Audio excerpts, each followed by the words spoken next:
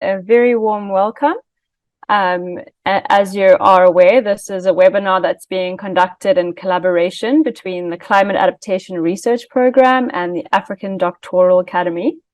And today we have with us Professor Rene Pellissier, who is going to talk about how to apply project management tools to successfully implement your research project.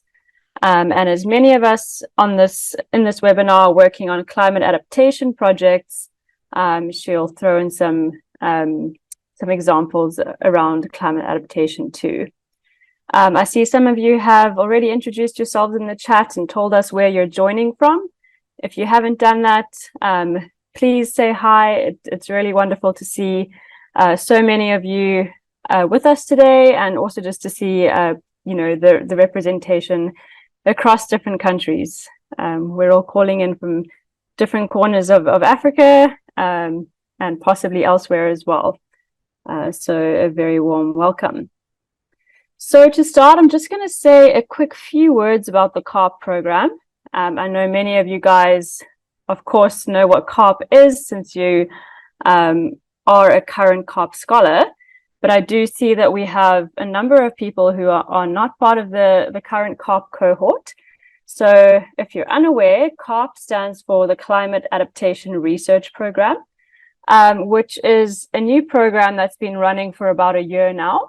And the overall aim is to foster or build this new generation of researchers in the Global South who focus on the impacts and the implications of climate change for disaster risk reduction policies and strategies.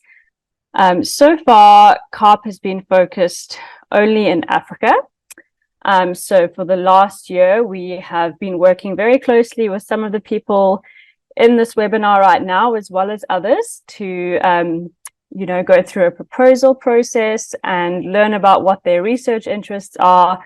And we have funded 33 research projects across 11 countries in Africa. And in each of these research projects is made up of a research team. And overall, there are more than 125 researchers that we're supporting. And this is with funding from the US Agency for International Development, so USAID. We recently had a collaborative workshop at RD University in Tanzania, where we got to meet a lot of our current CARP scholars. So that was a really wonderful experience.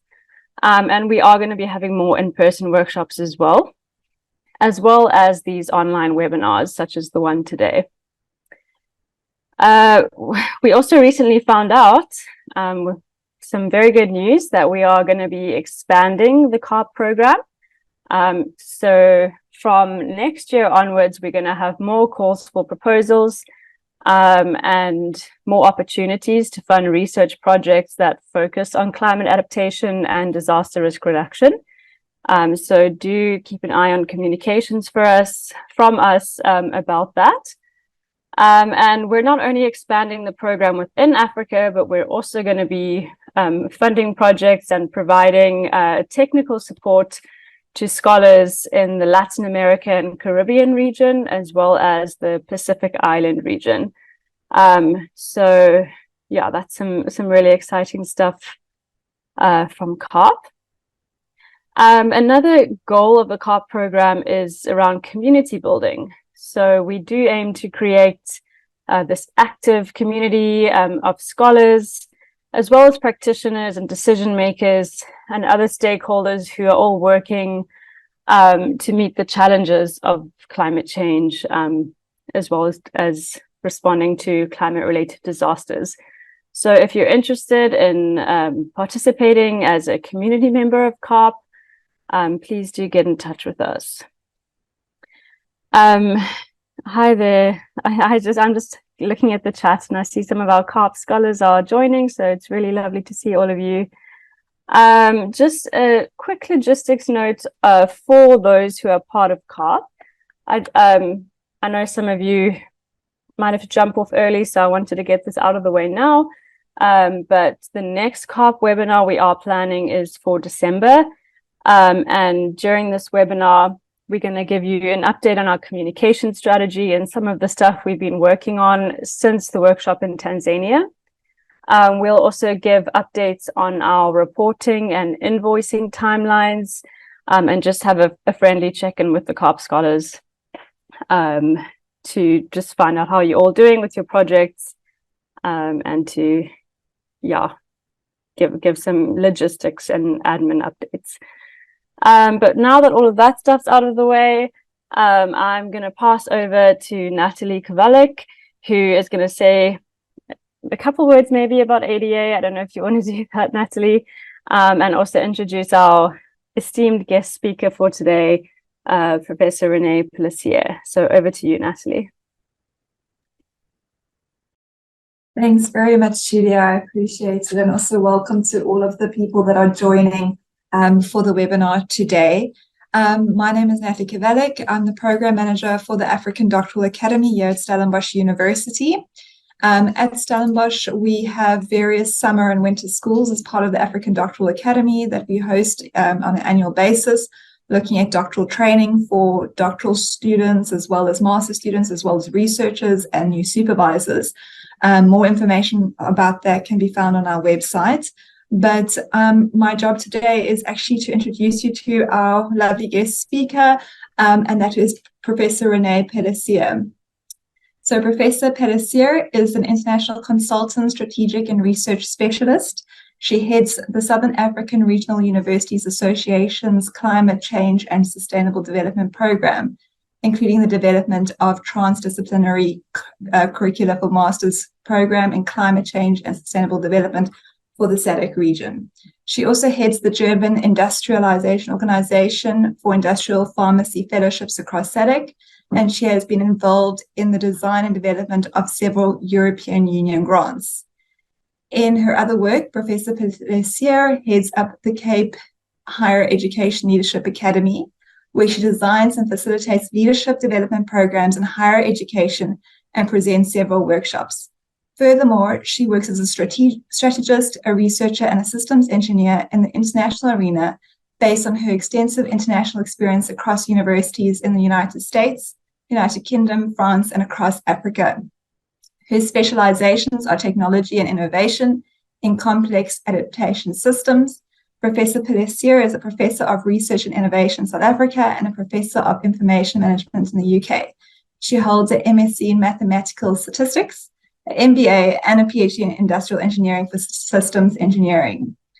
So we will be opening the floor to questions during the presentation. So please feel free to ask your questions in the chat or Q&A section, and my colleagues Julia and Luther will also be assisting with the questions during the presentation. And then also just a reminder to everybody that the session is being recorded and will also be made available after the presentation, as well as the presentation itself. So welcome. And now I hand over the platform to Professor Rene Pellissier. Welcome. Thank you very much. Thank you, Natalie. Thank you, Julia. Good morning. Good afternoon, everyone. It's wonderful to be here and to also see so many from Africa, different regions in Africa. So I was going to ask that you put in the chat which country you're coming from, but you're preempting that. So let me just ask those who haven't done that, just show the country that you're coming from. And while you're doing that, let me thank the ADA and CARP for inviting me to participate in this event. When we started chatting about a possible masterclass in research from a project point of view, I was quite intrigued by that because I thought I knew everything about research. But this was something that I actually didn't think about before. And it challenged me to bring something together from my erstwhile subject area plus my research experience into something that I think is worthwhile just to keep note of and keep track of as we move forward. So I really appreciate the invitation from both Julia and Natalie and Alberto, and hope that as we move along, there's value in the presentation this afternoon. I will try, and I'll commit myself to that, not to be too boring, provided that you commit yourself to being engaging and participating in the work as we continue. Some of my colleagues will be watching the chat, And I'm also going to ask you some activities as we move along, just so that we all talk about the possibilities of all of this. Let me just see which countries you are from. South Africa, and then I saw Ethiopia earlier on. And Dar es Salaam, Tanzania. Thank you for that. So starting this off, I would like to ask you, why are you here?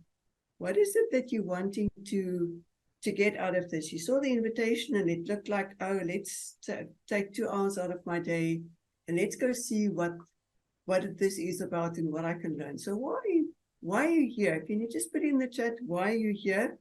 Or if anyone feels that they want to switch on their cameras and unmute themselves and just give me an indication, what are your expectations? Why are you here today? Anyone in the chat, or switch on your cameras that we can see you and unmute yourself and indicate to us why you're here. What did you think you might gain from this, so that we have sort of a job description for me, and then at the end we can see did I do any of that. So why are you here?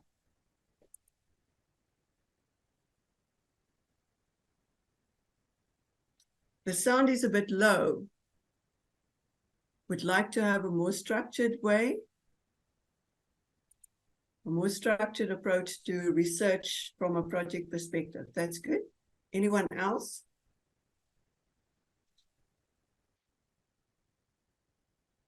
All right. So what is research? What do we do when we use the word research? What do we do?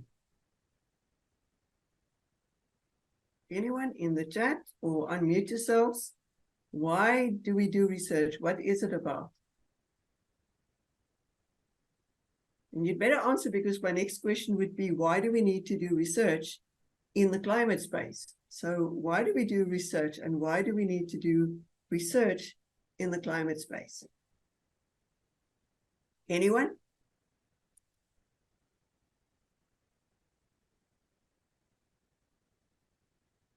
Anyone?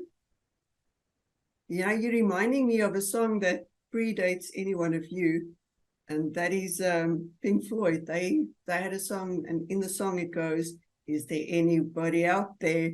I'm going to have to ask that at some point. So Rene, I see there's quite a few answers coming through in the chat. Okay. New approaches. Thank yeah. you, Julia. Specific problems, to address specific problems or challenges, to introduce new approaches, to have an understanding of research as a project. All right.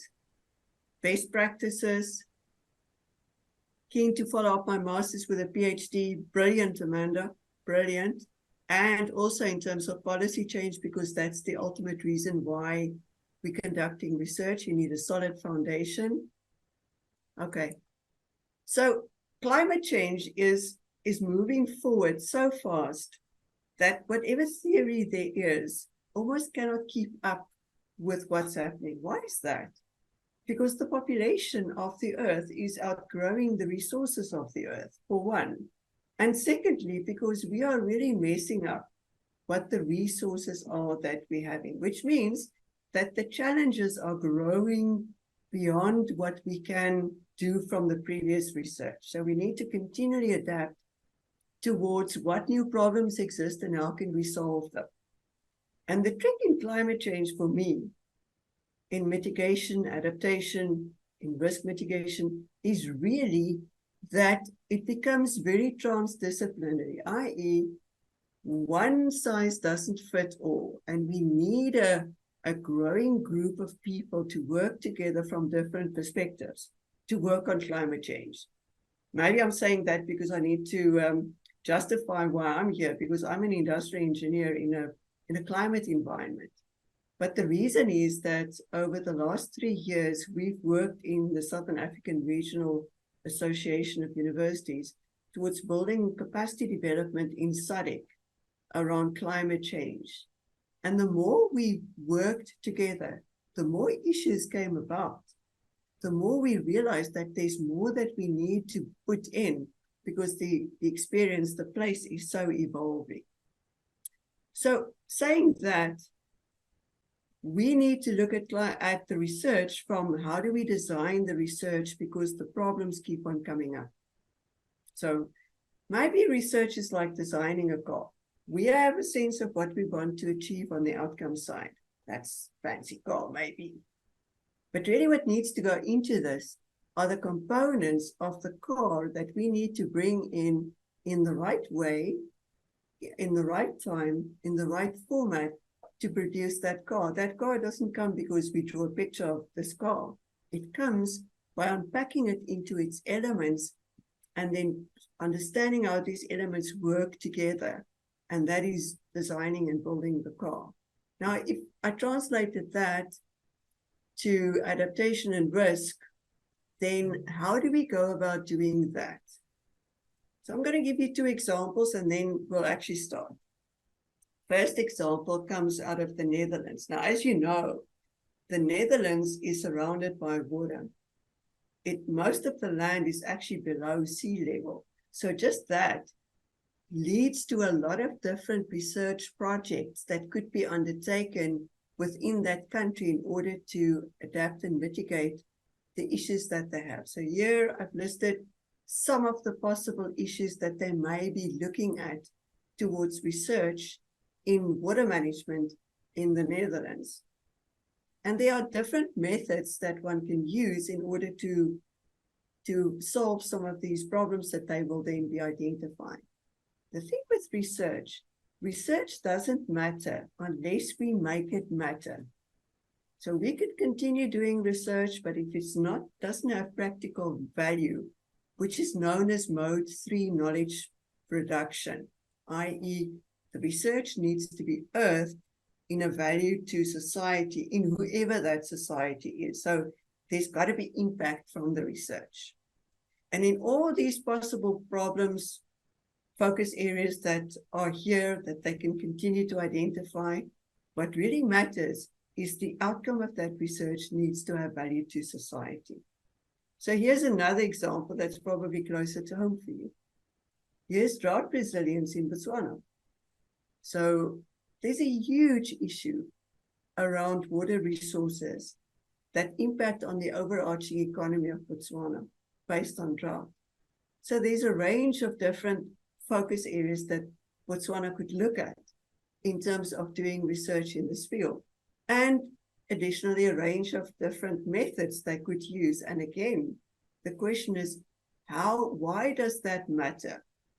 So, and the only answer for that is make sure when the research is conducted that the picture of that perfect car is a picture that has value to society.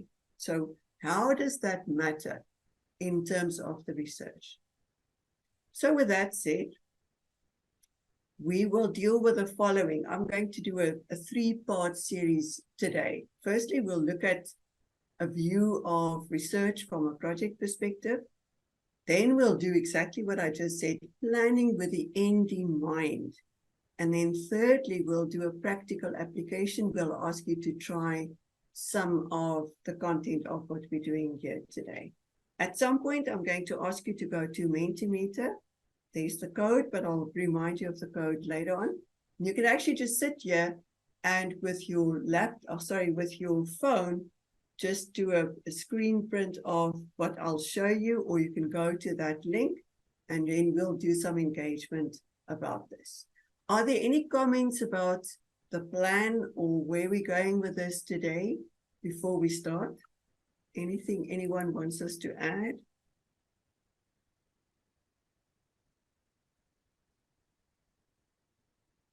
Anything? You're very quiet. I don't see any questions, Rene, about the content, just a couple of more comments about why people are here. And Franken says that he's currently registered for a short course in climate change mitigation and adaptation strategies for sustainable livelihoods, and is hoping to learn more so that he can do research in the field. So that sounds like a good, topic area that this webinar is very relevant to. So there we go. Thank you very much, Julia. Colleagues, I'm going to switch off my video because I tend to use my hands a lot and I don't want to detract from the presentation itself. So you've seen me now, you can see me again later, but I'm going to switch off my video and just talk with you.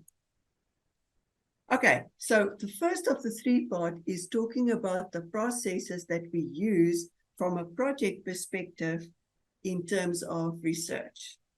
Now, the thing is, planning a research project in this field means that we got to integrate the scientific principles that we know from research with practical solutions. Now, that means that we got to marry what is on the left-hand side and what is on the right-hand side. On the left-hand side is the typical rigorous research side. So we talk about what is it that we want to do? What is the justification for doing that? When do we want to do that? Who do we want to do that? And where do we want to do that? It's the typical, almost heuristic of what research as a process is about. Then research from a project point of view looks at it slightly differently. Now we're talking about outcomes, deliverables. I wanted to say milestones, and then I wrote another deliverables there. Milestones, timelines. What are the resources, the infrastructure, excuse me, the activities, the dependencies. So it looks at it from a completely different point of view. And in making research successful in this field, we need to bring these two together into one and ensure. So how familiar are you with research as a process? If I asked you, what is it that you want to do? And why do you want to do that? Can you answer those research questions? What would you say in terms of what is it that I want to do? And can you justify, I'm going to do this because why? It has value in terms of X, Y, Z. And then the third three of those questions on the left-hand side are to do with how will we do this. So are you thinking about what is it that you want to do and why? Because then once you have an understanding of what you want to do, then we move to the other side where research now becomes a project. You have an understanding of what you want to do. Excuse me. And we now focus on how will we achieve this? What are the activities, the timelines, and the dependencies? So here are the words in project management. And these words are the ones on the left. First one is, what is a project scope? You'll hear us talk about a project scope. I'll show you now what they are. A very important terminology is, what are the milestones, the outcomes of the project? What are the tasks in the project? What is the critical path? Has anyone of you heard the term critical path before? Who knows what a critical path is? Anyone? We'll talk about the critical path and the timeline. What are the dependencies between the activities? What are the resources that we need? What about risk? Where will this project break down? Who are the stakeholders involved? What does the ethical approval mean to us, and how do we get that? What are the deliverables? The mitigation strategies if something can go wrong. Where does peer review fit in? A large part of project management has to do with the evaluation of the project at different stages of the project, which leads us to the project life cycle phases. So this is what they mean. The project scope will show to who reads this, what are the goals? What is it that we want to achieve on the outcome? What are the deliverables? What are the tasks that we define for the project? That leads us to the milestones. Those are the typical outcomes in the small phases of the project that we need to tick off, and they will tell the person reading this that I have achieved, or I'm in the process of achieving this research.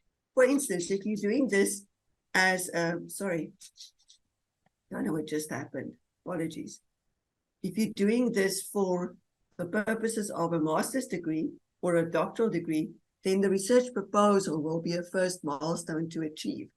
Getting funding for your research project will be a milestone to achieve. Then some of the tasks will be the initial literature review or the data collection or the other activities that you conduct in the research. What is a critical path? That is the longest time that it can take to complete the project in the shortest possible time. It's the longest way that we can perform these tasks that we get to the end result in the shortest time. Does that make sense to you? So how can we fit in all the possible problems that can take place? We're going to conduct this project in 24 months. Maybe we can do it in 20 months, but we're going to say 24 months.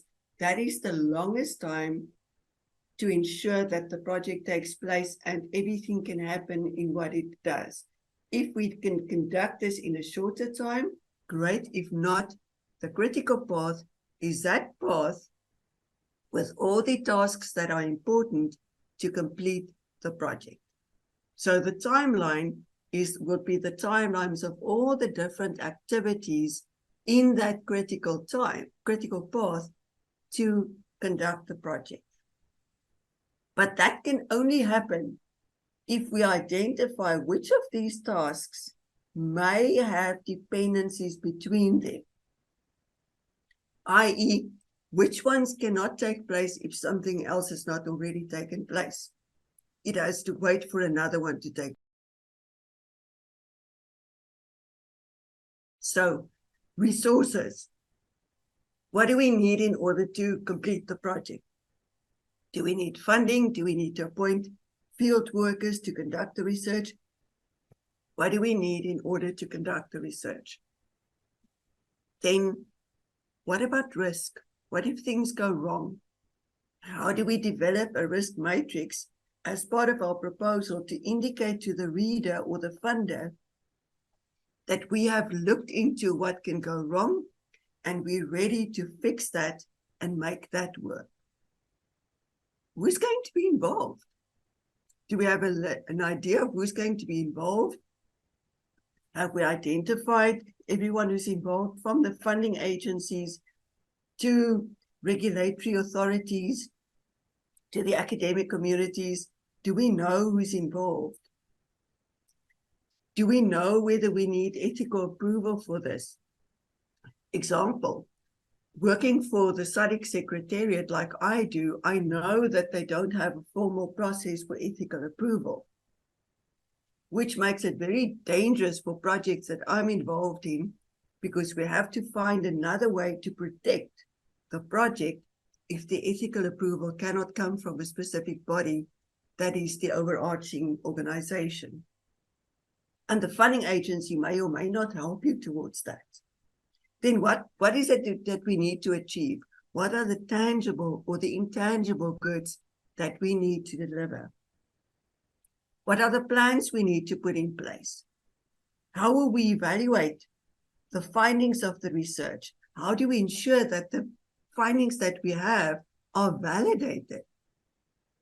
How do we evaluate the project towards the end to ensure we've made everything work? And what are the stages of the project that we can tick off where we are in the project?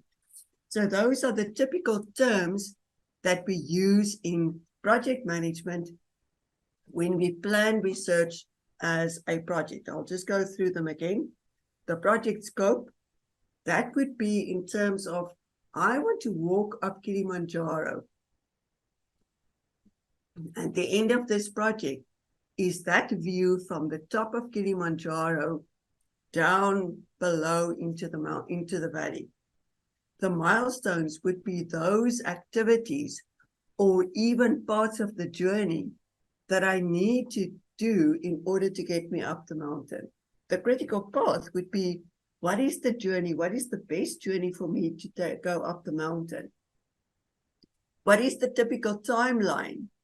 What are the dependencies? What things need to happen at the same time and the one is based on the other because that can impact on the completion of the project. What are the resources I need to go up the mountain? Who should I take with me? What goes into my backpack? What are the typical risks in going up to the mountain? Who are the stakeholders in my journey? I probably don't need ethical approval for that.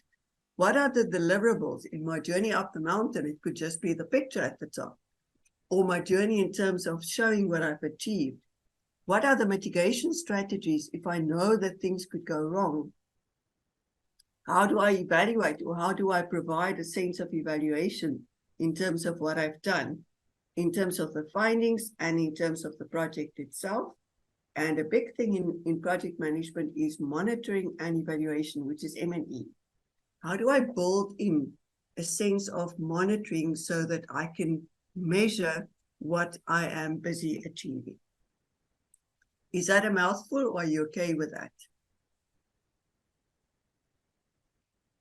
So this is what it looks like.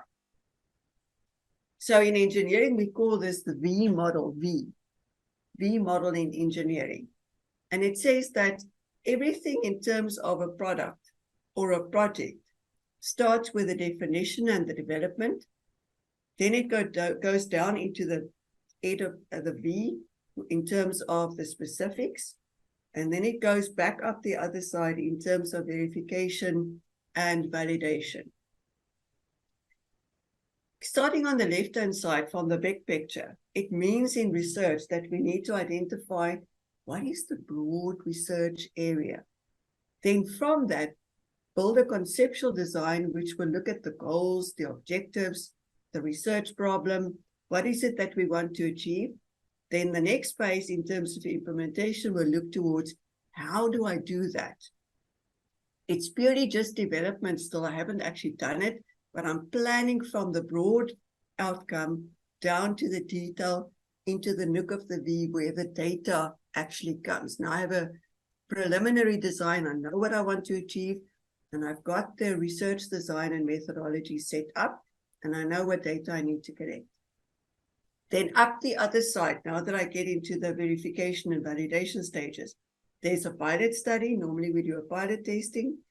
Then we do the actual data collection and data analysis. We write the findings and the outcomes. Then we do the dissemination. Research is not valuable if it stays with ourselves. In research, we talk about science in reach and science outreach. Science in reach is if we talk amongst each other. Academics are very good about that. They try and brag about what they've achieved in a conference or in the corridors, but they keep it amongst themselves. It's science in reach. You talk to the cronies in the field. Maybe they're impressed, maybe they're not.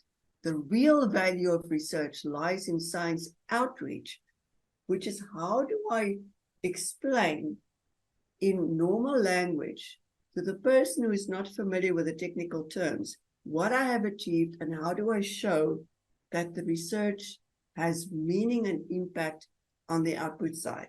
That's real dissemination. It moves from research in reach, science in reach, to science outreach, where this research becomes disseminated to the general public. And then the last phase in this V model is sustainability, learning, and innovation, which means once the project is completed, can this be sustained? And what are the lessons learned, which goes back to the left-hand side of the V model, and the V model can stand again. So the V model is a high-level summary looking at the research from defining the research, setting it up for development, going down the left-hand side of the V from the broad area to the conceptual design and the goals and objectives and research questions or question, depending on what you have, identifying the research problem, to developing the research implementation plan, the proposal, to what is the data that we need, which is now the preliminary design, and then up the other side of the V in terms of pilot testing, data analysis, or data collection and data analysis, the findings and the outcomes written up, then disseminated in terms of science in-reach, but certainly also in terms of science outreach. And then the loop closes back to the left-hand side, because we've got to indicate that the research outcomes are sustainable and that there is learning that took place. And the nice thing about the V model is what I've just done in terms of the yellow arrows. Everything on the left-hand side, as we drill down into the detail, need to be aligned with everything on the right-hand side. So as we planned the research on the right-hand side of the V model, the planning needs to relate to what came out of it, which means, and that's probably your first lesson on project management in research, as you go down the left and you will know that you're going to come out on the right-hand side, make sure that the right-hand side can happen, because the right-hand side is where the actual implementation takes place. And it can't happen if the left-hand side wasn't solid enough. You planned in a vacuum. You were walking up Kilimanjaro, but you ended up walking around the mountain. So can the right-hand side happen? And how many stages do you have on the right-hand side linking back to see, in terms of monitoring and evaluation, did I do what I actually set myself out to do? Am I on track? Am I on track? And that can only happen if the project phases on the left are clearly identified, so that once we get to the right-hand side and the milestones on the right-hand side, they link to what we planned on the left-hand side. And my opinion is you spend more time planning the research than you actually think that you should be doing, because if the planning is perfect, the rest falls into place relatively easily. I'm waiting for comments if there are any, or questions if there are any.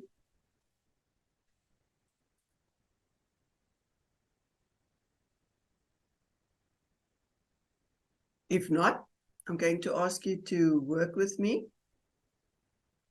Let's look at what the steps are in a research project of this nature. Now, before I give you what I did, just tell me in the chat, or you can just shout out, what are the typical steps that you think we need to do when we conduct research? What are the steps?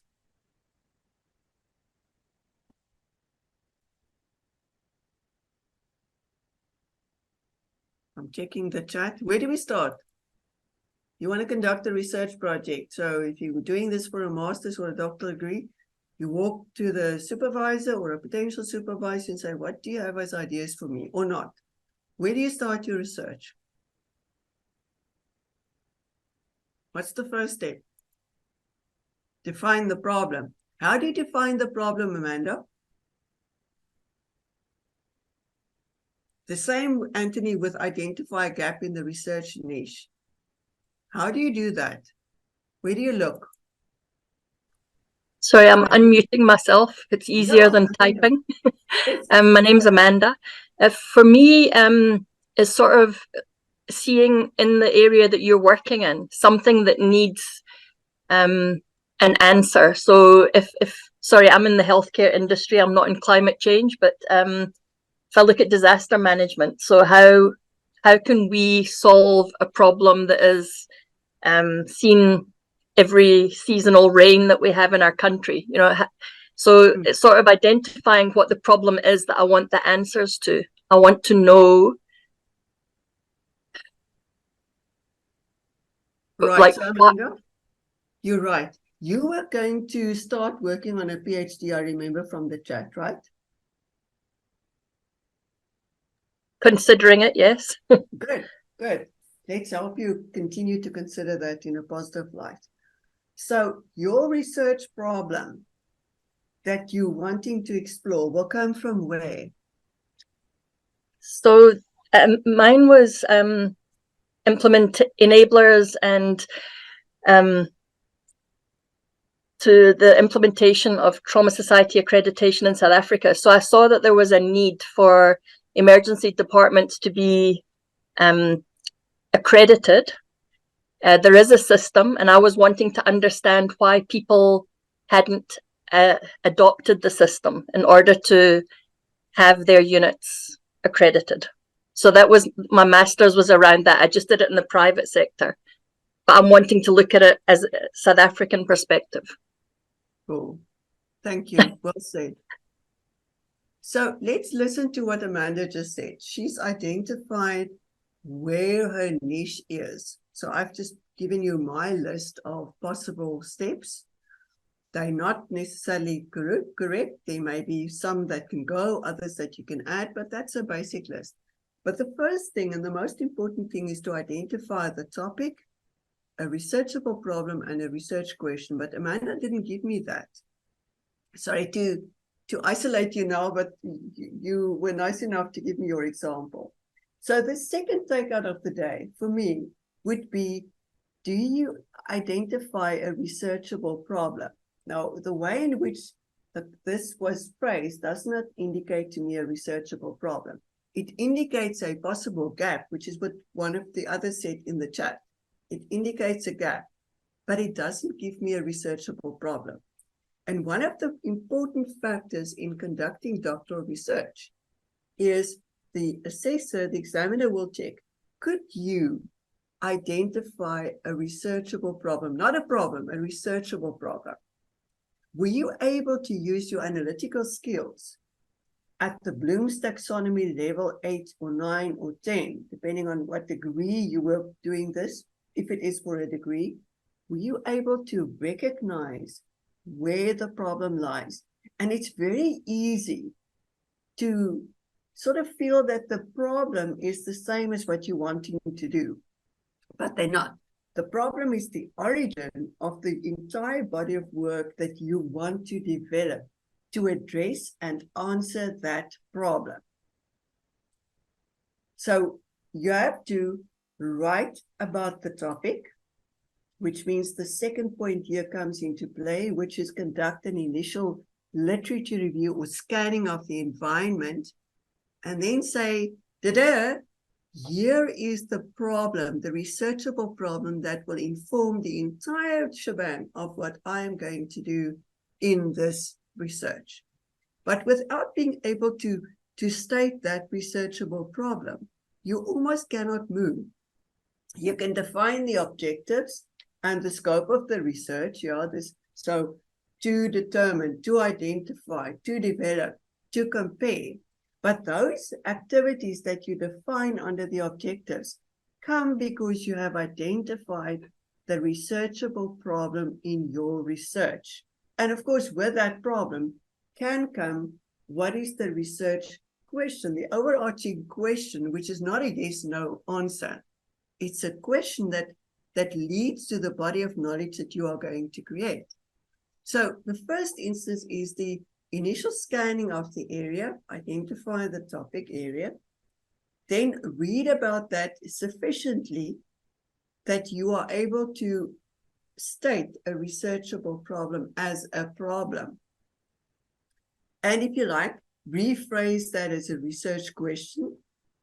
Then look at what are the objectives and the scope of the study, because now you know what you're wanting to get to, which is you can say primary objective and secondary objectives, or you can say the goal or the aim of this research is to, and then break that down into milestones, if you go my language about project management, or in terms of secondary objectives, if you go the way in which academic research normally holds.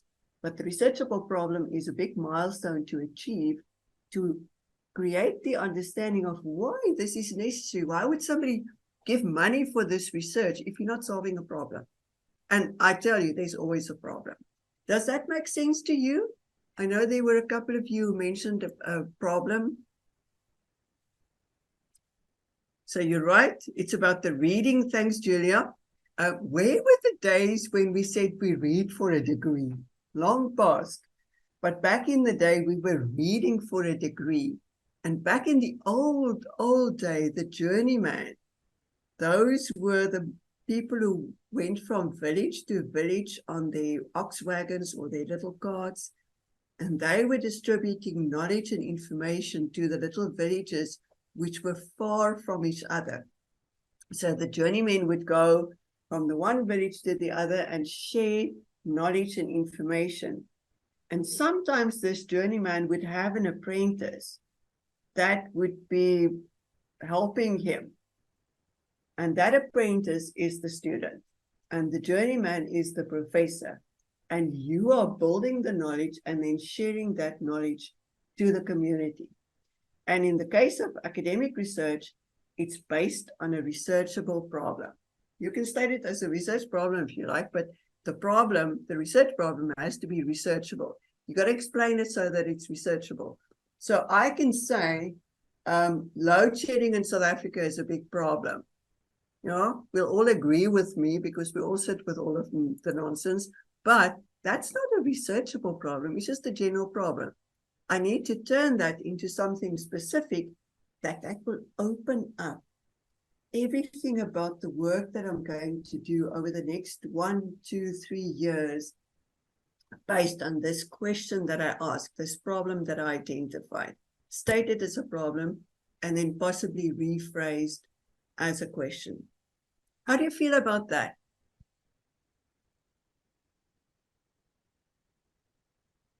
So once you've done the initial scan of the literature, of the environment even, and you are able to fine-tune the topic to something more specific, and you're able to identify the problem, the research problem, which is researchable, then you can set the objectives and the scope. If needed, you can bring a team together to do the work. Otherwise, you do it on your own. You then develop the research design and the methods for what you're going to do, and you write all of that up in a research proposal. That proposal can go to a funder, it could go to the university, but it needs to all go into a business plan. Then you need to get funding. You need to explain, as part of your research proposal, for instance, what is the anticipated timeline? And what would you develop over time based on your timeline? Now, typically students would go for chapter 1, chapter 2, chapter 3, chapter 4 as the milestones. Or in a general research project, those milestones could be parts of the research steps if you wanted to. You got to spend some time on the data management plan. What will you do with the data? How will you collect and manage the data? Then conduct a pilot study, execute the research by collecting the data and analyzing the data, engage with the stakeholders that you have identified. If it's a community project, then you've got to be able to engage with the local community in their language and their culture, derive the outputs and the outcomes, disseminate the outcomes. We spoke about science in reach and science outreach. And if you can, make policy recommendations. For me, academic research almost always sits just below the level of absolute importance. I personally think that policy recommendations is the ultimate of research outcome. At the point where we can say, we can now show the way in which this needs to happen at a higher level. So if it's possible to suggest policy recommendations, I think that's a very valuable outcome of the research. And then lastly, the project evaluation and the sustainability of the outcomes post the project. So have you thought about that when you conduct your research? Once you're done and you wash your hands and you say, I got what I wanted out of this one, off you go. I no longer need you. No, leave that environment or leave that space, that academic space or practical space, with a legacy that can continue. And how do you do that? How do you hand this over that it will be useful? Are there any comments or can I continue? So this is the end of part 1, which is the project management tools, words, foundations, before we now actually go ahead and do that. So at this point, I'll take some questions and then we'll go on with begin with the end in mind. Any questions or comments? Anthony, I like your comment about the literature will be introspected. Look into what has been done. Get yourself at the edge of what has been done. And a lot of you said about the identification of the problem. Yeah, the talk here about the gap is a good point. How do you expect to conduct research if it's already been done? What are you achieving? So what is the gap? What has not been done? If you read other people's research, where did they stop? If we do this across different countries, one country have done a research body around this, but it's not being done in my country, and we have different variables in my country. So how can I replace the research in a different environment, under different settings, and get a more generalized outcome from that research? Any other comments from you? Questions maybe?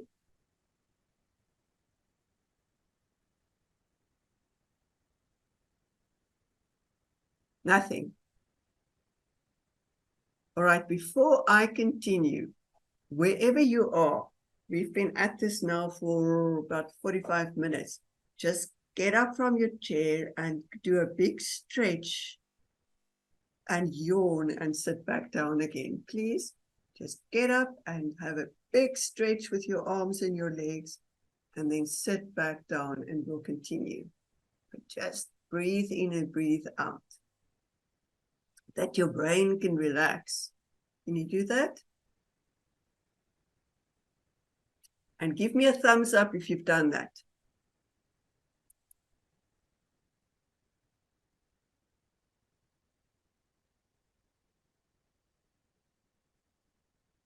Thumbs up if you've done a stretch and you've sat down again. And we can begin with the end in mind. Thumbs up. Thumbs up. Did you stretch?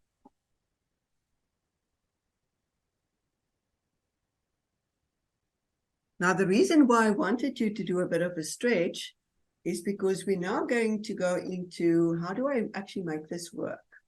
So the first terminology that we're now going to apply in research from a project perspective is the concept of milestones. And there's a little picture there showing what a milestone could look like. So you can draw a line of your research, a straight line, and then put little dots on that line to say, here are specific things in the process that I need to do in order to get to the outcome. So anything, just draw a line, and then here's my first activity. I need to get funding. I need to get a supervisor. I need to get a co-supervisor. Oh, I need to know which university I'm going to do this at. Or I need funding for this. Or I need to write the research proposal. What are the steps in your process that are the milestones? This is a big thing. If I've achieved this, I've achieved something. And this you do across the project timeline from the beginning to the end, as the image shows on the left-hand side. And some of the examples of milestones could be when you submit and get approval for your research project, or when you think you've done all the literature review upfront that you need to have done. Or I'm now ready to do the data collection, so I'm starting the data collection now, and then maybe I'll finish the data collection at a point in future. Another one could be the data analysis. I've completed the data analysis. Or I've written the interim report, maybe about the data outcomes. I've done a complete draft of the entire research project. I've received review and feedback. I've completed my final project. I've done a presentation about my project. I've published my project. And what about evaluation? So those are typical examples of the milestones in the process of climbing up Kilimanjaro in your research. And you have to identify, when you plan the research, what these milestones will be from day one or day zero to the end of the project. When you get to this is done, what are those big things? Because once you have those big things, those typical milestones, then you can plan, how do I get the best outcome? What is the critical path through my research, which I'll show you now, to get to that research? So here is another milestone. Now it's not just a straight line. It now consists of more activities across the process until I get to the outcome. So that milestones in your timeline could be small, or it could be an elongated one because there's a lot of activities that you need to undertake in order to complete the project. And for each of these milestones, you can actually write down, when should this start and when should this finish? And then you add up all those start and finish times, and that gives you the total project duration. So when I say plan the research, keeping in mind what the end result is, you will identify point 9 here on the image as the outcome of your research. Have I achieved the goal of the research? And then what are the components, the milestone components that I need to put in place to achieve that? And how long will each one of those take me so that I can complete my research within the time that I have to do this? Let's say you have 24 months. If I write down those milestones and I break them up in their time components, and they don't add up to 24 months, it means my project cannot be completed. I know that up front because I'm beginning with the end in mind.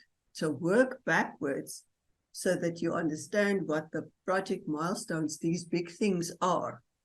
And once you have all of them, how long does it take me? There might be certain milestones where they can happen in series, i.e. they can happen at the same time or parallel or in series. So how do you make provision for that? Now, while you're thinking about that, where does risk fit in? Because if you look at that picture, let me show you again, and one of these things that work the one after the other, let's say between 5 and 6, can't happen. What happens to your outcome in number 9? It can't take place. You're walking up Kilimanjaro, you're halfway up there, you get to, was it first? Well, not halfway. You get to first base up the mountain, and there's a huge storm brewing. You can't get through that. So your timelines will have to change. But if your timeline is fixed and there's a problem somewhere in the milestone system, you will not be able to reach the destination. That means every one of these become a risk. So what risk does, risk identifies all these potential problems that can occur. So you make a list of all of the things that can go wrong. Then you do two things, which is point 2 and point 3 here. You identify the likelihood of that happening. How possible is it that that risk event that you identified can happen? Some of them are more possible to happen, others are less possible to happen.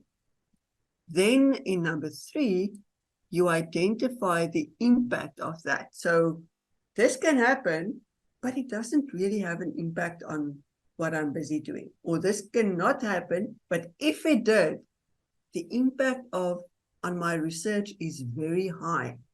So if I took the risk events and I identified the likelihood of them happening, low, medium, high, and then in addition to that, I identify the impact of each one of these risk events, low, medium, or high, I can actually calculate almost in a probability format what the overall importance of these risk events are. I'll show you now. And once I have that, I can create a mitigation strategy. So it'll look like this. Let's see. So I've identified in my research project on the left-hand side the possible risk events that can impact on my research project. Now, I've worked on many research projects, funded research and academic projects, and most of these can all take place at the same time. So you can have funding delays. You have a project, and you just don't get the funding in when you need it. So how will that hold up the process?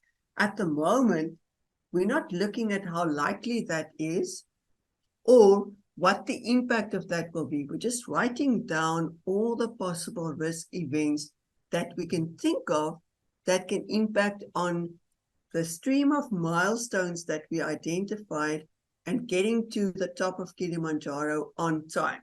First one is funding delays. Another one is, what if we don't get ethics approval? What if there's a problem with the data collection? What if I have a team that works with me and some of the team leaves me? I remember in COVID, we had a small team working on something, and every time somebody got COVID, for a couple of weeks, we couldn't meet and couldn't continue. But the project funders didn't care about that. The fact that we lost a team member for a while, sometimes all at the same time, didn't matter. The project needed to be completed. Some of our members in the project would be out in the field conducting field surveys. So they don't have internet availability, so that we can't meet, we can't talk. Technical failures. We can have analytical failures. We look at the data and the outcomes of the data just don't make sense, or it doesn't lead to the right outcome. What do we do then? We have to submit an article for publication, and the journal says, oh, they can't get the reviews back from the peer reviewer. What do? The stakeholders that you are engaging with are just not interested in the project. There may be legal issues. In South Africa, the POPA Act is at the moment a very serious issue. So are you meeting the grade for that? And then, of course, health, pandemic, economic issues. So if I took that list and I tried to allocate likelihood, which is low, medium, high, how likely are they to happen in my example, then I could allocate medium, low, and high in that way. You can do it differently, but let's say we did that. So once I've looked at how likely is it that we have funding delays, how likely is it that we have ethical disapproval, that we have data collection issues, all of these that are identified on the left-hand side, I write out the likelihood just as low, medium, or high. Once I've done that, I look at, so if I have funding delays, what impact does that have on my project? Of course, that has huge impact because the project can't take place if there isn't funding, right?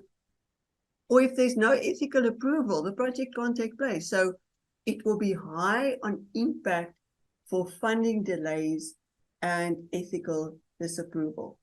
So in that way, after I've identified all the risk events on the left-hand side, I allocate subjectively a low, medium, or high to the likelihood and a low, medium, or high to the impact.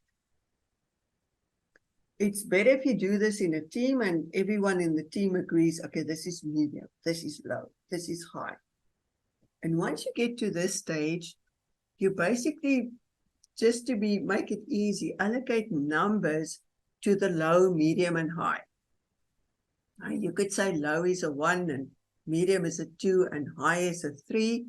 You can say low is a 1 and medium is a 5 and high is a 10. It doesn't matter. It's a subjective way of replacing the opinions by numbers. And the reason for that is when I multiply likelihood by impact as a number, let's say medium was a 2 and impact was a high. So that will give me 2 times 3, that will give me a 6. Under priority, I would get this. So I start by identifying the risk event, go through a couple of iterations. What do I see as risk events? Then decide how likely are these to happen, low, medium, high. then decide what is the impact? What does that do to my research project? Low, medium, high. Then I superimpose numbers on the low, medium, high. However I want to. For me personally, it would be put the numbers as far apart as I can, because that makes the priority areas easier to identify. So I can say low is a 1, medium is a 10, high is a 20 if I wanted to, so long as I'm just consistent. Then I multiply the likelihoods and the impacts, and the number on the right, I know at the moment it's not a number, but I've done that already. Those numbers I can actually sort, and the ones with the highest priorities are the ones that I really need to be very careful about, because between likelihood and impact, they're now getting dangerous. Now, once I have high, medium, and lows in the priority lane, I collect them just so that it makes it easy for me. So I made the high priorities a red, the medium priorities an amber, and the low priorities a green. Now I know I need to watch out for the red ones first. They become the drum of the beat here. Then the yellow ones and the green ones are the lower ones. And then I can just write a brief strategy, just a sentence or so, to help me. What will I do with that horrible red high for funding delays? What can I do about that to mitigate that? In terms of ethical disapproval, which was amber, so it's not that much of an issue, but it's worth looking at. How do I deal with that? But start with the red ones first, the high, high, high, and write a mitigation strategy. What can I do to fix that possible risk? Maybe I can't completely get rid of it, but now that I'm aware of it, what can I do to mitigate that specific risk event? How do you feel? Can you do this? Let's try this. I'm going to give you 5 minutes. In the 5 minutes, just take one risk event in your case, just one. Write down the risk event, check its likelihood, low, medium, high, check its impact, low, medium, high, multiply the two by imposing whatever numbers in order, get a priority, and write down a mitigation strategy. It's now almost 20 minutes past 3. I'm going to give us until 25 minutes past 3 to write out a risk event, see what that is as likelihood, low, medium, high, see what that pans out as impact, low, medium, high, and then multiply that as the priority and write a mitigation strategy. And just to show you, that means you will end up with one line that looks like this. You'll identify one risk event, allocate likelihood as low, medium, high, allocate impact as low, medium, and high. The lows, you will allocate a low number to, the mediums, an in-between number, and the highs, a high number, numerical number. Then when you multiply those things, those with the highs will come out high, those with the mediums will come out lower, and then we can write a mitigation strategy. So in your case, just try one risk event in your particular research and see how that line pans out. I'm going to give you until 25 minutes past 3. Thank you.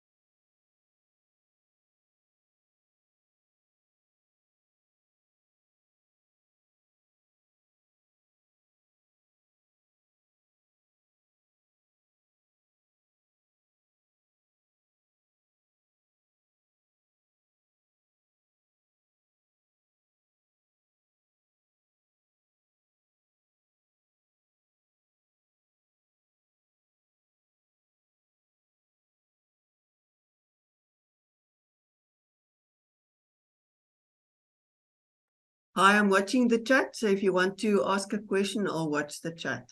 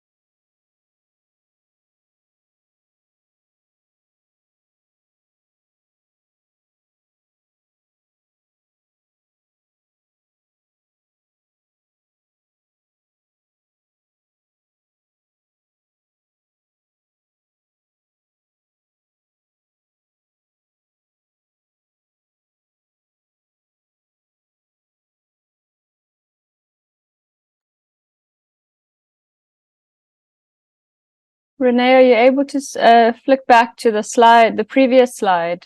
There's a query. Yeah, I just saw.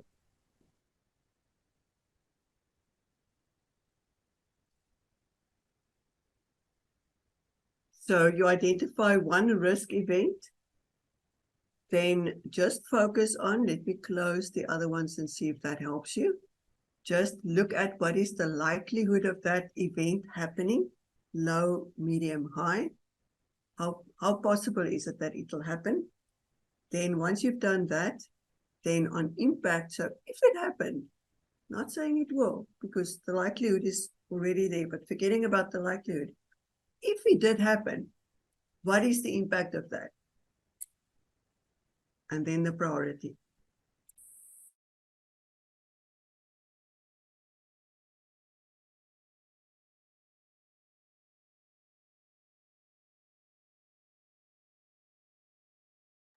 Does that help?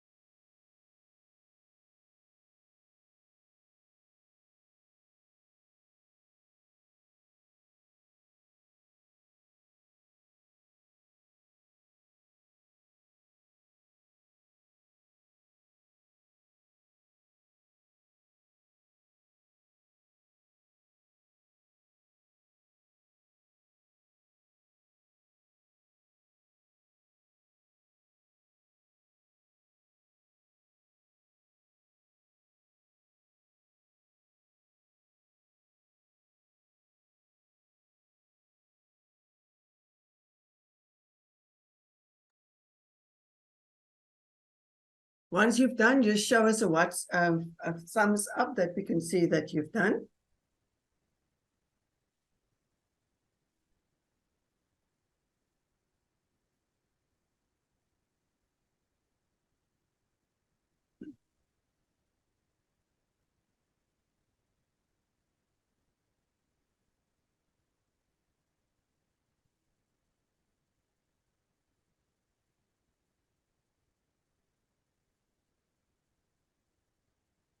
Welcome back. I'm sorry we don't have time to go through one or two of your examples, but I'm also watching the time, so we won't discuss what you have, but we can talk about this in some other meeting in the future and see whether it makes sense for you.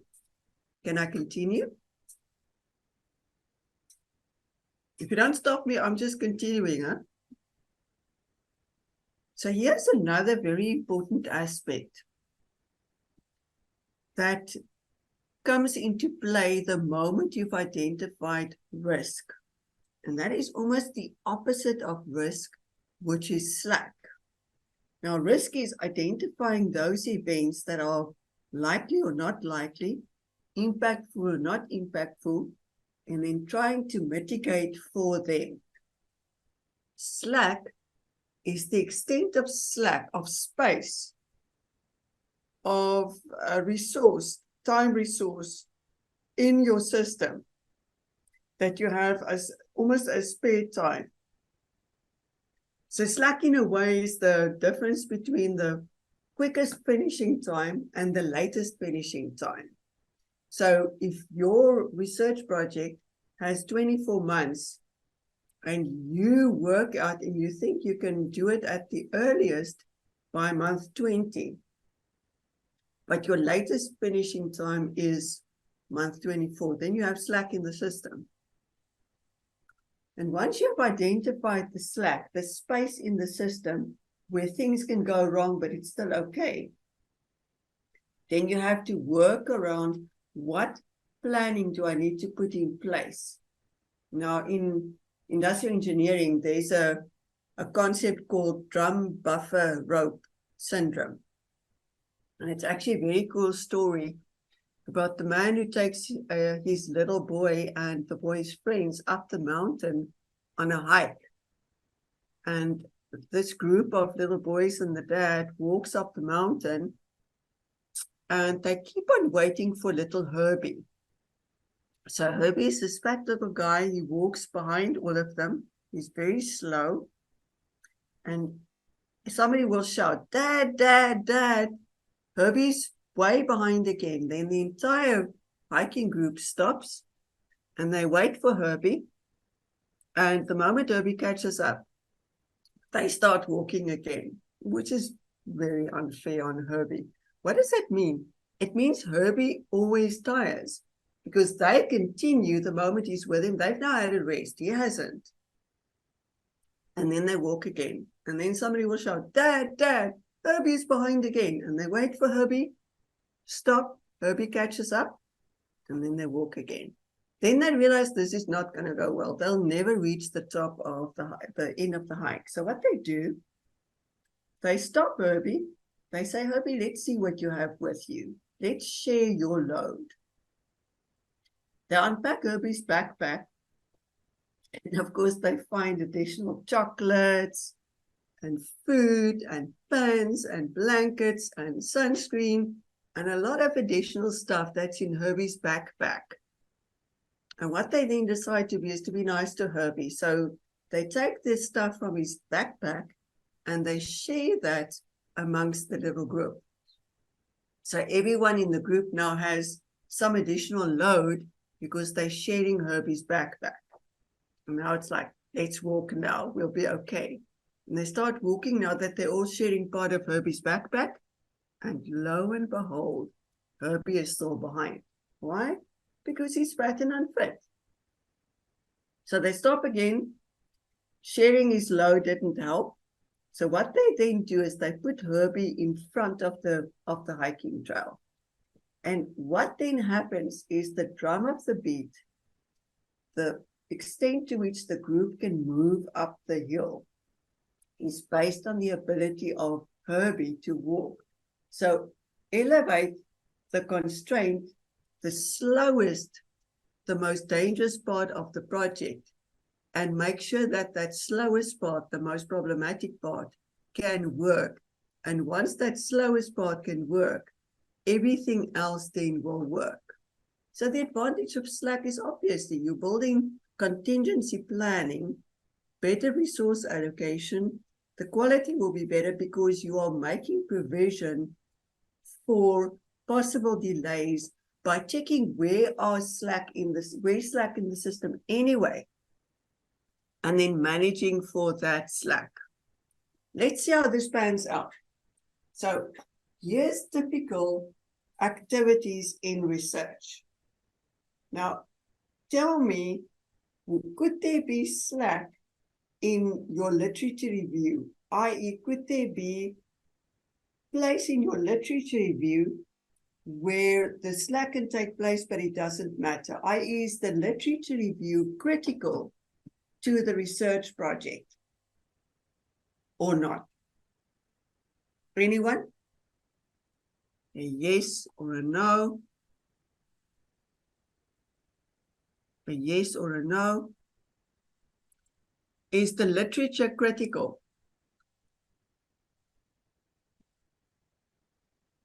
It's not on the critical path because you can continue to conduct the literature review while other activities take place. It's not a necessary and sufficient thing to happen. So it might take you longer and you'll have to make provision for the literature review, but it's not on the critical path of activities that you need to do to get to the end line. You remember when I asked you to draw a line and then all the milestones of your research project lie on the line from the beginning to the end? The literature review doesn't need to be on that critical path. What about the data collection and analysis? Is that on the critical path? Is that critical to the completion of the project and it won't hold up or it will hold up all others? Or is there some slack in the data collection and analysis? What do you think?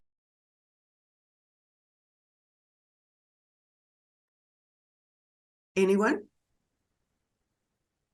Well said.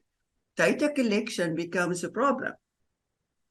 You cannot conduct the analysis of the data if you've not undertaken the data collection. So if there's a problem with the data collection, there's no slack in that getting to the data analysis. What about the last one, ethical approval? Is that on the critical path? Is that critical for the research? Yeah.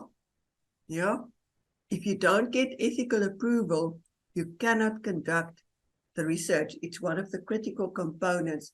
There's no slack in that system. So the only slack here was in terms of the literature review. Now I'm going to give you an exercise. So we're now going to go to Mentimeter. Looks like this. There we go. And I'm giving you some concepts. Sorry, the first one is a concept. And I'm asking you whether you think this has some dependencies in it. So if you go to, at the top on the right-hand side, www.menti.com, on a device, you can use your phone. And then when you ask for that, type in the code 89748883. You will get to this question, and it will ask you which of these have dependencies in them in your research project, or you can just scan the code here on the screen with your phone. It will also take you to Mentimeter. And once you're in Mentimeter, it will ask you, does literature review have dependencies? Is that on the critical path? Are objectives and scope on the critical path? Is assembling a team on the critical path? Is identifying the research methods on the critical path? And then we'll see the results here and we can talk about that. So please enjoy. Go to www.menti.com. When you're prompted, put in the code 89748883. Thank you, Luther.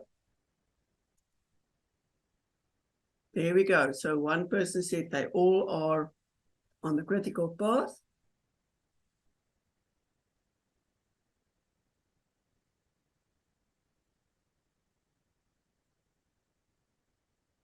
So 2 of you have responded.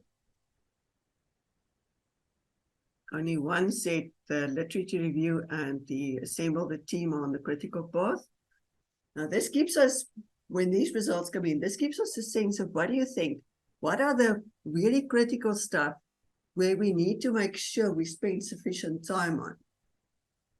So 4 of you have answered, and you're saying the 2 most important ones are objectives and scope, and identifying the research methods.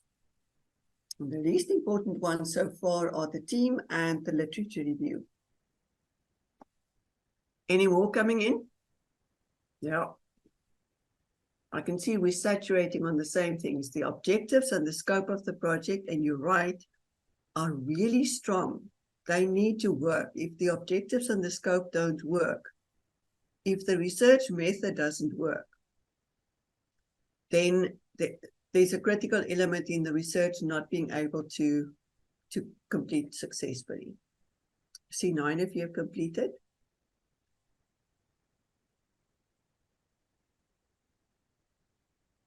So the objectives and the scope become the most important aspects, followed by the research method. Does somebody want to explain how they made their decisions here?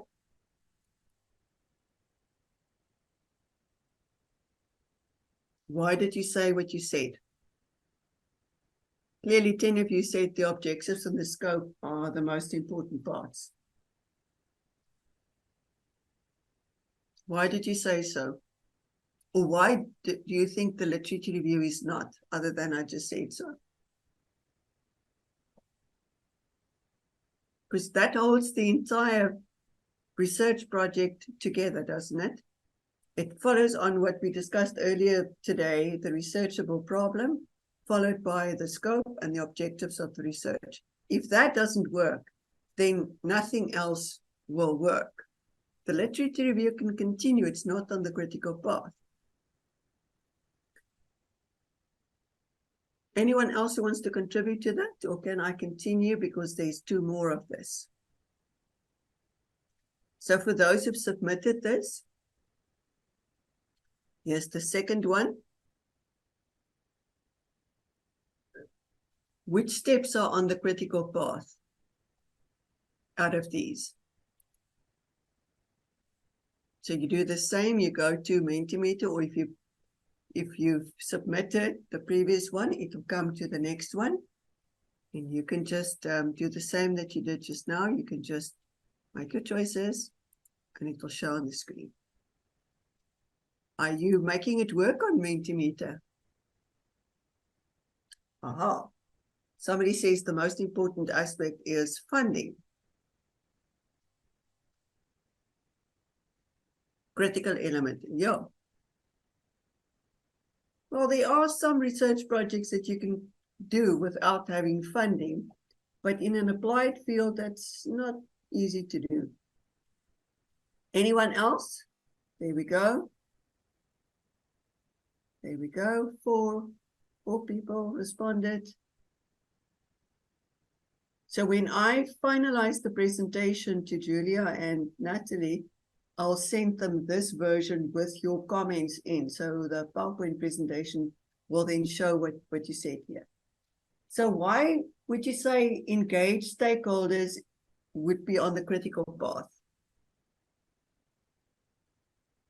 Why are we saying that is the major one? Engage with the stakeholders. Why is that so prominent? Anyone?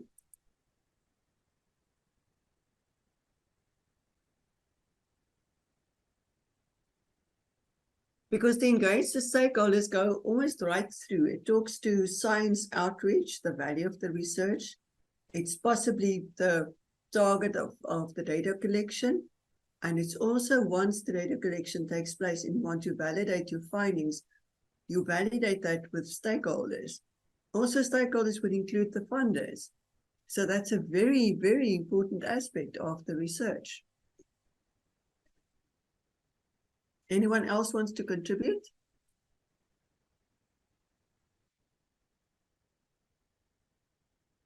Right, I've got a last one for you, and then we'll discuss that. Last one, last 3. If I could get them all on one slide, I would have done that, but unfortunately, Mentimeter wanted me to split them up. So sorry that it goes into 3 stages. So this is the 3rd set. So if you press submit on the previous one, it'll get you to this one. Thank you.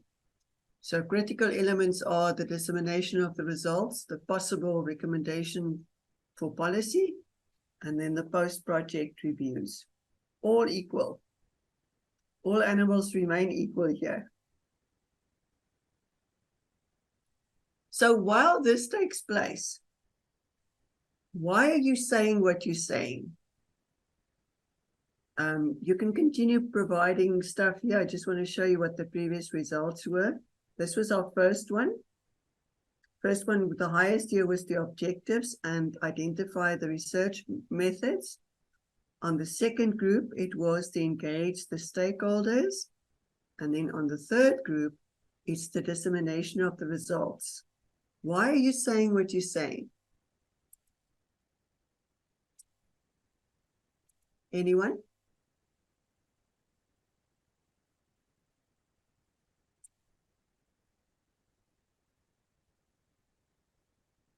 All right.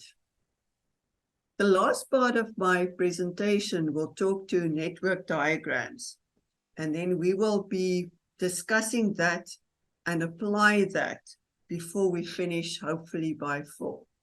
So a network diagram takes all these tasks that we've been talking about, all these possible dependencies, and what I've already said, develop a critical path in a visual representation. So it shows you what it looks like to take the tasks, to present them in a line, to check which of these tasks are dependent on one before and which can take place consecutively. And then work out a plan where you can see it. Now, if you're like me, you want to see this physically, you want to see the picture of this, and then you have a visual way of looking at what the project is wanting you to do, because research is a project. Research is a project because there's an anticipated outcome. And because of that anticipated outcome, we plan through the rear view mirror. We plan with the end in mind. And network diagrams provide a very good, useful visual tool of picturing the project of your research, showing the activities, the timelines, the dependencies, and then the critical path, which is the fastest way to go through this and get to the end result. So here are some of the activities that we want to do in research. We want to identify the topic, identify the research task, then look where are these tasks in terms of depending on each other. Then we need to find out how long will each task take. Normally, if you work on a project, you sit together and say, okay, this will take us more or less so long, this will take us more or less so long. Then we construct that critical path and we identify the timelines, the milestones and the timelines, and then we just manage the project from that perspective. So what the critical path analysis will do is to present us with this visual picture that shows the entire project and indicates where are we now and where should we have been if something did not go wrong. So it's actually the sequence of the tasks that would help us to get to the overall completion. And there's also some slack in the critical path, which identifies where we have some space if something does go wrong. I'm hoping I'm not saying something it doesn't make sense to you. So an example of a critical path could be writing down all the activities, which I've done here for you. And then in the table next to that, putting how long will each one take. So identify the tasks and then right next to what do you understand how long will each one take. Now, I don't have time for us to do the exercise, but can you visualize taking the table, identifying the tasks, and then next to saying funding will take me about 2 months, ethical approval will take me about 3 months, planning the research will take us a month, the data collection will take us 6 months, and just write all of that down, total it up, and that's the total time of the project, but it may not be the same as the total time required for you to conduct the research project in.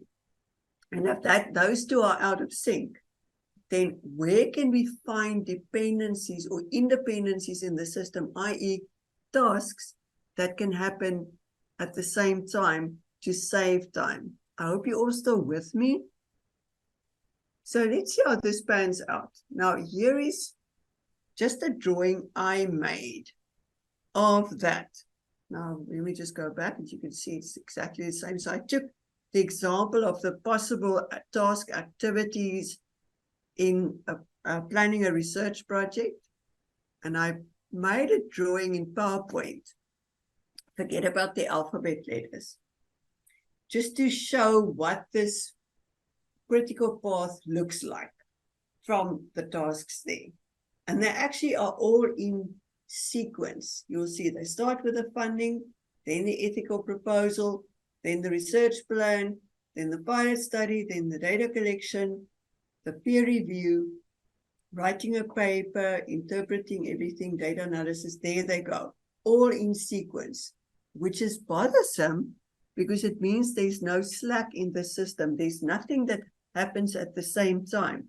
This is the critical path, one after the other after the other. So in terms of Herbie, the bottleneck, if one of these activities can't take place in the allowable time, and that allowable time we had in this table, then we cannot complete the project on time.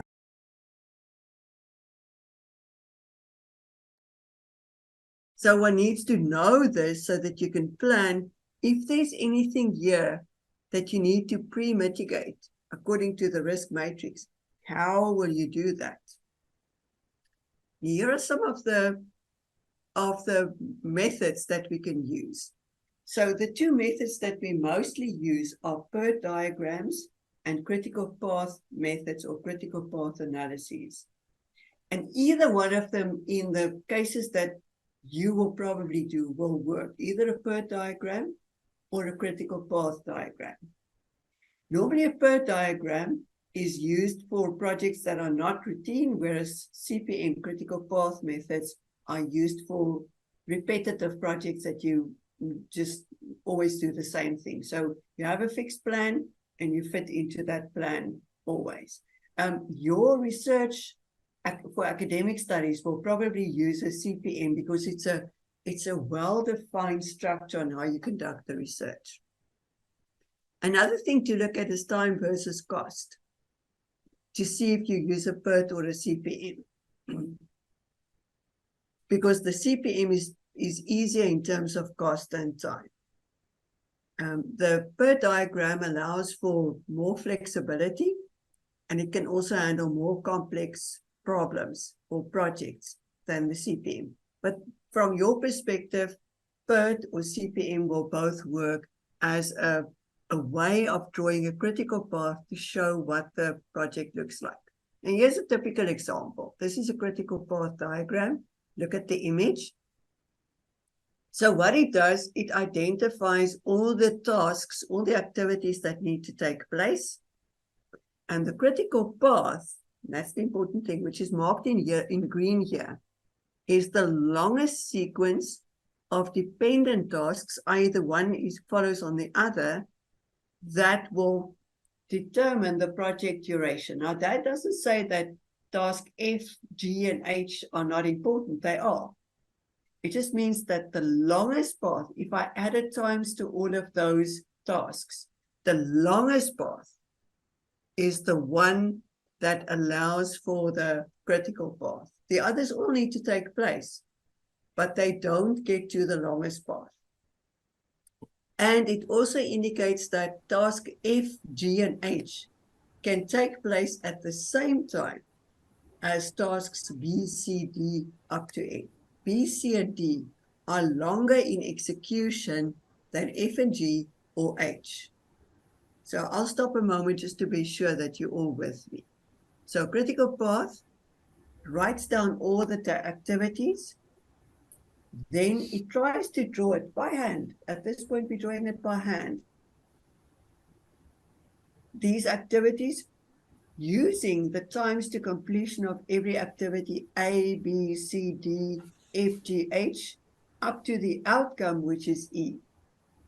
It also takes note of which things can happen at the same time. in this case, F, B, and H can happen at the same time. That's why they're on different paths. G is after F, but H only has A before it.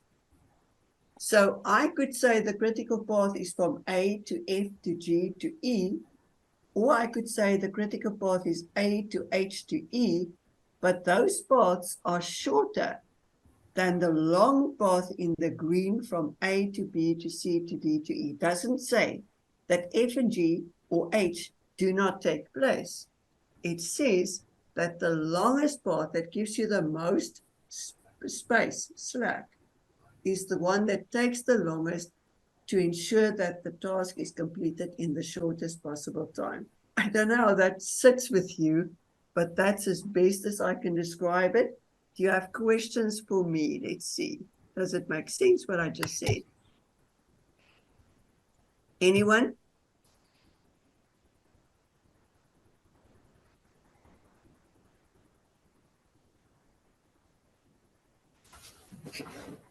So I can add to that. We just did the critical path.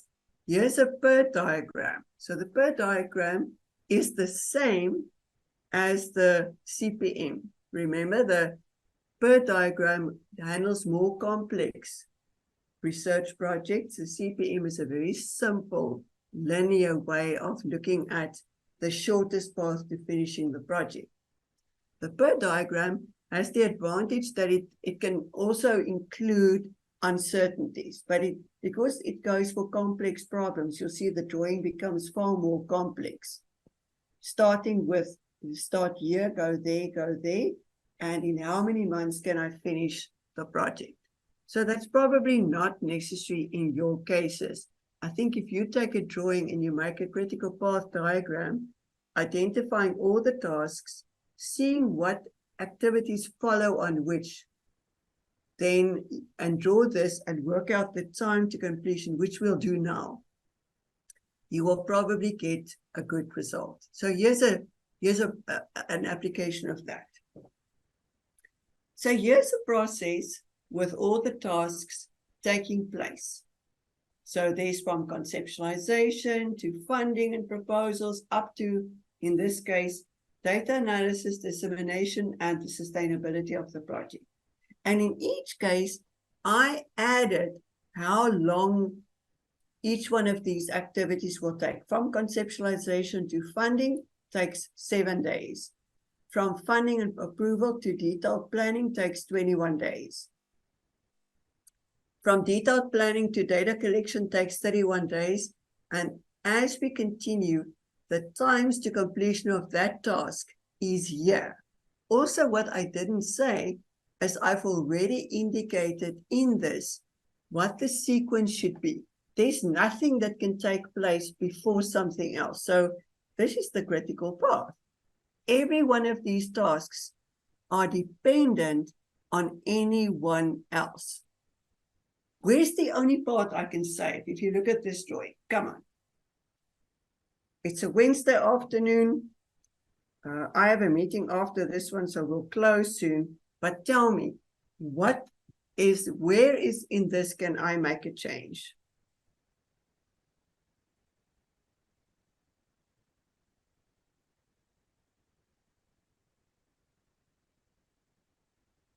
Where can I save space? If you look at this, where do you think we can save space? Given that you don't have to bother about the specific times,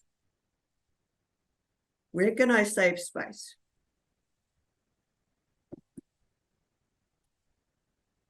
Anyone? Come on. I think between data collection and data analysis. Good. How so? Perfect. How so? How would you do that? What can you do between data collection and data analysis to save time?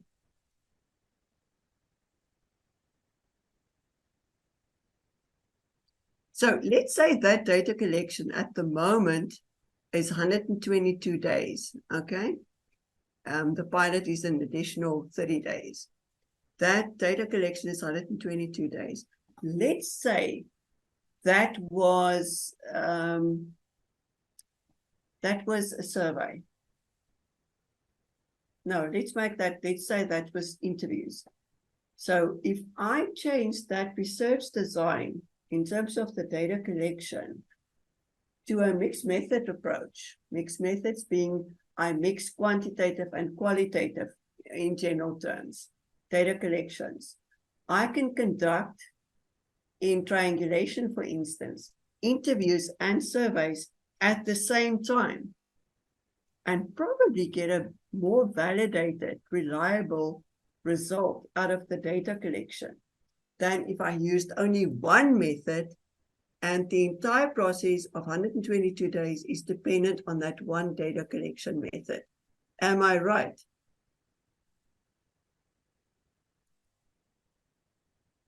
Do 1 and 3 together, Amanda says 1 and 3. Yes, you can probably do the conceptualization and the detailed planning together as well to save time.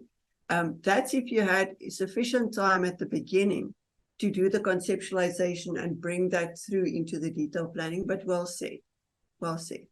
So once you've identified all the tasks and you write out the possible times to completion, you look at that picture and say, oh dear, this does not work out to the time I have available.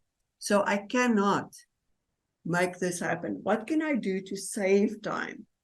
Maybe not in the days, because then I'm going to compromise quality, but maybe in terms of what activities can happen at the same time and what cannot. Julia and Natalie, I just want to know how we are for time, because I need a little bit more time, probably up to 10 minutes past 4 to continue. Hi, Rene. That's fine. We can keep the meeting running. If anyone does need to jump off at 4 sharp, I'll just reiterate that we will be sharing both the recording as well as the slides. But if you guys can hang on for a few more minutes, please do. So you can continue, Rene. I appreciate that. Thanks, Julia. And thank you, everyone, for your patience with this. I would rather do a good job than just leave you hanging in the air here. I've actually also just extended my next commitment to 4:15 to make time for this. So another thing we can do, other than to draw the nodes, as we call them, the tasks and the times to completion, and then seeing what can happen at the same time, is to do a Gantt chart. Now, a Gantt chart you may not be unfamiliar with. It normally looks like on the right-hand side. So you'll identify the tasks. You'll show, you can do this in Excel, the times to completion. You can easily then see what can happen at the same time. So where are the milestones and where are the dependencies in the system? What is dependent on an activity before it? And which of these activities, you can see in both my examples here, can happen at the same time so that the project finishes within the time that is needed. So a Gantt chart is a standard activity. What it does need, I have some freeware tools for you, is to identify those activities and work out what comes first. And that brings me to, let's try this. And I'm going to finish this within the time up to 4:10. And then I'm going to make my email available if anybody needs any clarification of anything there. So we're now going to try and make this work. So if you think of your own example, just get yourself in your head to what is an example that I have in my case that I need to work on. So it's now over to you. Then write down for your case these activities. And once you have the list of activities, which we've done earlier on today here in a table, then right next to that, how long will each one of these tasks take you in that table? And then also indicate what happens before something else. It's called a predecessor table. You'll see here, I tried my best to show that, because most of the activities we've shown now happened the one after the other. they were all dependent. Maybe there are certain of the tasks that don't need a previous task before it, so we can do them at the same time. Like we spoke about now when we try to save time on our project in yellow. So you write a table, you identify the tasks in the table, you add what are the times to completion for every task, then you add in that table what needs to happen before what. And you write all of that down in a table that will look like this. Now, you don't need to do that, but you're welcome to try this and then show me what it looks like if you want to. And once you've done that, draw by hand before you apply your mind to some of the online tools.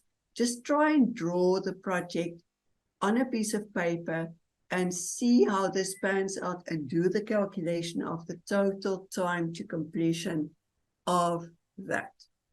Now you can do this for complex processes as well, but we're trying to keep it simple here. So I'm going to show you 2 examples, and then I'll close, of how you use that. So here are the milestones on the left-hand side for my first example. So that's what we've been working up with so far. Project start, then define the research topic, secure the funding, finalize the research plan, complete the pilot study, complete the data collection. That's the standard tasks in the research project. Now, I can write that in a table.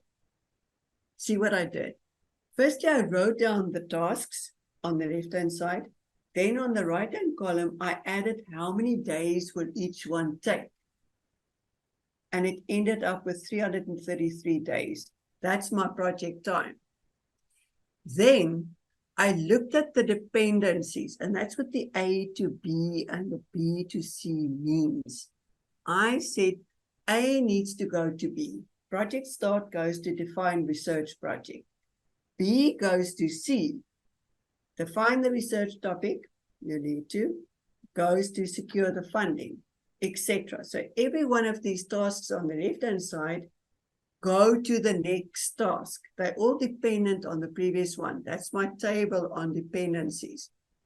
So that gives me 333 days. Now, in my language, that means the critical path in this example is 333 days.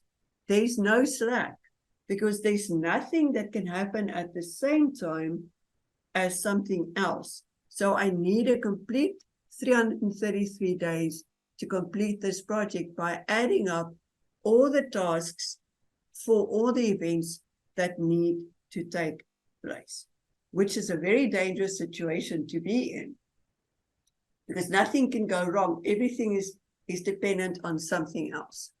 But now let's say we change that example. So here I've done that. I take that same example, but I break up the data collection into surveys and focus groups that can happen at the same time. So it's that same list of activities on the left-hand side, but now I've taken task F, which is the data collection, and broke it up into F1 and F2, which is the survey data collection, the quantitative one, and the focus group data collection, F2. And that gives me, if I use the same times to completion as before, but I broke up the data collection, that gives me, you won't believe me, less days in completion. So by writing up the tasks and the dependencies and seeing that it takes me 333 days, then looking what can happen at the same time, allocating the days to the different activities in yellow based on what can happen at the same time, that brings down, look at this, isn't this fantastic?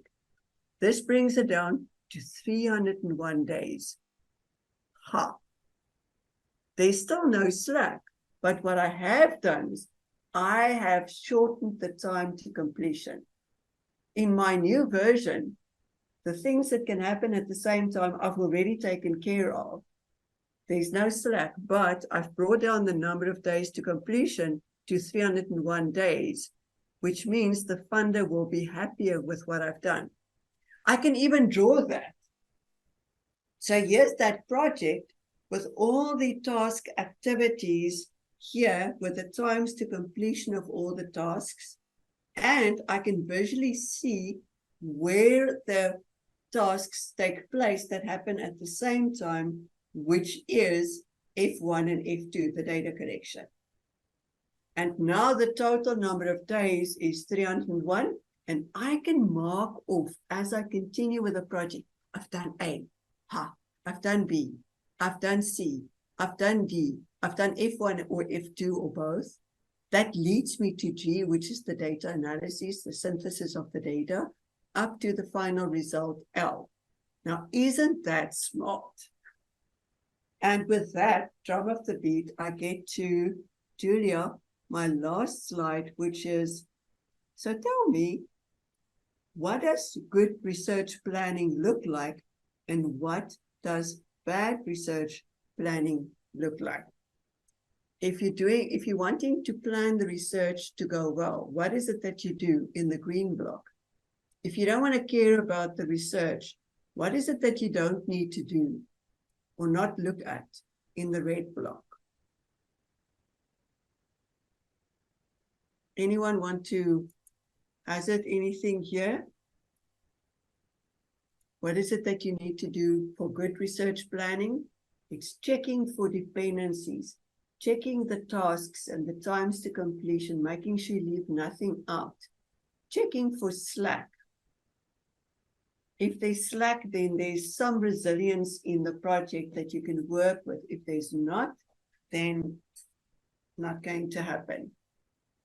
And once you've worked out your plan, good research planning will, then your research can only go well. So I leave you with Alice in Wonderland. Would you tell me, please, which way I ought to go from here? And the cat answers Alice, that depends a good deal on where you want to go. And Alice says, I don't much care where. And the cat says, then it doesn't matter which way you go. That is not research. That is not research. Thank you very much, Julia and Natalie. I am finished. Thank you so much, Rene. That was a very, very interesting and useful presentation. I think we can all agree. I can also see some of the comments in the chat that, people are saying that this is very useful. So thank you for sharing, those foundations of project management, and in particular, the tools that you shared with us. I won't talk too long now just because we are over time, but just to say again, thank you so much to all of you who joined us today, and we will be sharing both the presentation slides as well as the recording of this webinar in the next day or two. So just keep a lookout for your emails. We have all of your emails from when you registered for the webinar, so we will be sharing those. Natalie, do you have any final items that you want to address or things you want to say? I'd just like to again say thank you very much to our guest speaker, Professor Rene, as well as yourself, Julia, and all the delegates that joined. We do hope that it was a very informative session, which we do also think it was.